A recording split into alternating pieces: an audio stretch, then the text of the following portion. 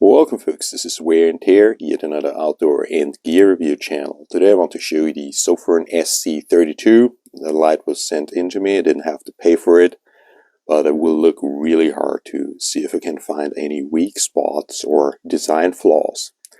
It's going to be a hard job because Sofirn is on top of their game and the SC32 is definitely a step up for them. It already started with the package. They have a new package with a magnetic tray inside, so that already looks very nice. That's a step up from the usual packaging. And then when I had the light in hand, I immediately realized, okay, they did something with the anodization, and the overall build quality seems to be a little bit better. Like the Sofirn IF22A has this glossy anodization, and here we have a nice matte anodization. It's also a little bit grippier. It just gives a little bit more of a premium feel and look compared to their older lights. They're not so old. So all things considered, this is a 18650 light. So it's based off of such a cell. There's a 3000 milliamp cell included, and as you can already tell, it works with every cell. It also works with this one. I tried that out. Also works without a cell. I will show you later. So you can already see the flashlight in itself is very compact. It's not much bigger than an 18650 cell, really, considering this thing goes up to 2000 lumens. So the question is, how did they save so much space? And for example, here I have another 18650 light. This is already one of the more compact 18650 lights that I own, yet it's much bigger and it's about the same output level. So here we have, actually, just like in the Ace Beam, here we have electronic tail switch, and I like electronic tail switches. They have the advantage of an electronic side switch, but in the tail section where I can actually work with it, because I can't stand side switches. Yeah, and then they used another trick to actually reduce the size of the light. They were using a Fresnel lens instead of a standard reflector or lens setup, or instead of even a standard TIR lens. This is how the head got even more compact. And this has interesting effects. You'll see it in the outdoor beam shots. In the outdoor beam shots, you'll quickly realize that this is a genuine all-round flashlight, and not a flashlight that gives you a tight hotspot and some area of illumination around it, but a flashlight that really does both things very well at the same time, gives a great feel of light and good range. Speaking of good range, the range here is like 500 meters. They talk about 500 meters somewhere. This is not realistic. Also the turbo mode of 1 hour and 50 minutes. That is some kind of aggregate number that doesn't make really any sense, because this light gets hot quickly. And it of course has an active temperature control, so it will regulate down. The light will not burn up on you. It creates tremendous heat in front of the lens, so you can definitely damage things. It can burn through a pocket or something like that. But the light in itself, when the electronics reach a certain point, then it just regulates down. And active temperature control just means that it also regulates up when it's cooled, for example, if you put it in water. It has all the electronic bells and whistles, low voltage protection, reverse polarity protection. Sofirn has those things since a long time, and thanks to that, I've never had any issues with those lights. The clip is a bidirectional clip, so you could also put it on a ball cap and use it as a headlamp. It's a very good, very sturdy clip. The head construction, see how thick the material is here. Although this is not stainless steel or anything, it's definitely massive and very, very pocket friendly. So they have really done a great job trying to increase the surface area. Here you have an extra LED that gives you extra LED that shows you green is basically the battery is full. Red shows it's low, and red blinking, it's almost empty. So you have those three stages. Now the USB charging port is something, when I initially saw it, I thought, no, this is the worst form of USB charging port. Because, for example, I have that here, okay? The rubber cover is always a problem. I use flashlights a lot on the night shifts. Those rubber covers, they disintegrate over time if you use a light a lot, especially if you holster it, reholster it. Here on the True Night, what is that? This is some kind of, this is a 21700 flashlight. Beautiful red and very bright, not the best light quality. But here you have a USB-C charging port. Look how flimsy the rubber cover is here. Can you trust this rubber cover? Not at all. Not at all. I mean, even if I push it in, it just opens so easily. On the Sofirn SC32, on a first glance, they have the same terrible solution, but it is something really completely different. Try to open that thing up.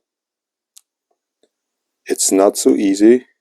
Now look how deep the cutout here is on the Sofirn. Look how well protected the USB-C port is. It's way down there. This is flexible, it moves. Of course you can tear it out, that can happen on accident. But see how thick the slab is. And then to get it back in, once it's back in, it's not coming out. So this is a rubber cover that is made by engineers, by flashlight lovers, by flashlight users. So this is the best form of rubber cover that you can get. Excellent job there. It's of course completely water resistant. Now the user interface is simple. You turn it on, turn it off. It has mode memory. Ramps up to 2000 lumen, ramps down. Ramps down not quite all the way though. If you want the ultra low mode, you give it a long press, and now you have a wonderful ultra low mode. So you can directly shine it into an eye or so, check the reflexes. It doesn't hurt at all. Then you do a double click or triple click, and then you have a strobe. Or do a double click, and then the person is blind.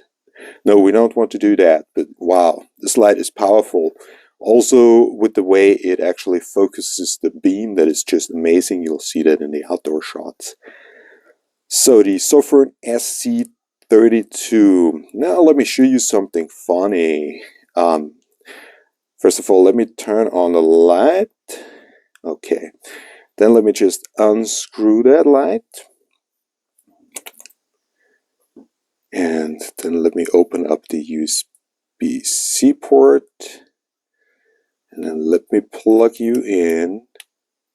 Okay, one second. I need to turn it on again. Of course, it forgot. Had no power, so it forgot. Yeah, this is the one thing. I had to add a little bit of silicone grease because they forgot that in the factory. So, full power on, and then let's unscrew it. Oh, it's getting hot quickly. You see, no battery compartment, and still you have a light source. So you can run this thing directly from a power bank.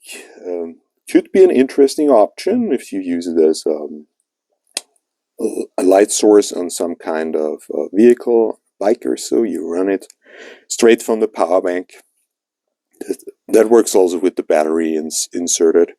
But you can just take the battery out, and this way you can just keep running the light. Everything seems to work, you know, the temperature control, so you don't need to worry too much. So, and now I can fully operate the light without the battery inside. This is a feature that I like very much, because that means you can MacGyver with this light. You can improvise. So yeah, Sofirn SC32 means excellent build quality, very compact, perfect EDC light, beautiful light. Step up for Sofirn. And now let's check out the outdoor beam shots a little bit more. There's a bridge in about 50 meters distance. This is the Sofirn IF22A. That's a dedicated thrower.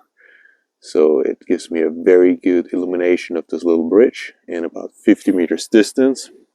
Now let's try the Ace Beam E70 Mini. That's more floodlight.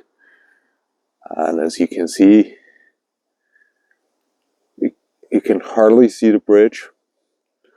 For some reason it doesn't stay on maximum brightness, although I charged the battery. Interesting. But it gives a nice floodlight. And now let's see the brand new Sofirn SC32. So the Sofirn SC32 rated at 2000 lumens. In my opinion, way brighter than the Ace Beam SE70, which is rated also at about 2000 lumens. I can clearly see the bridge. So I have range, I have floodlight. And now let's have the Sofirn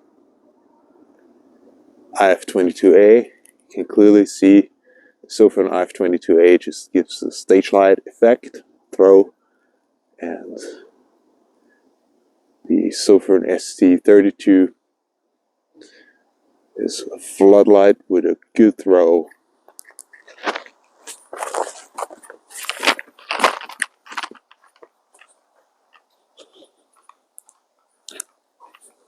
Yeah, those 2000 lumens are quite impressive. A lovely beam, good throw, good flood. Color rendition is reasonable. Let's ramp it down. It does ramp rather slowly. It started up in low mode. Ramp up. Initially it ramps a little bit faster.